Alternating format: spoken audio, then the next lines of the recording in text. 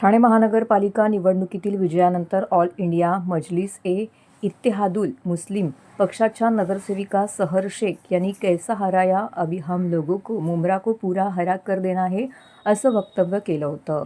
या प्रकरणी भाजपा नेते किरीट सोमय्या, आमदार निरंजन डावखरे यांच्यासह बजरंग दल, विश्व हिंदू परिषद यांनी पोलिसांकडे तक्रार देखील दाखल केली होती।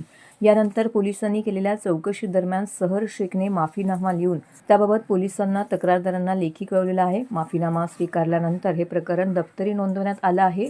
मुंब्रा शहरातून MIM पक्षाकडून नगरसेवक म्हणून निवडून आलेल्या सहाद युनिस शेख या चांगल्या चर्चेत आल्या। सहर शेख यांच्यासह MIMचे 5 नगरसेवक निवडून आल्याने राष्ट्रवादीचे आमदार जितेंद्र आव्हाड यांना हा धक्का मानला जातोय।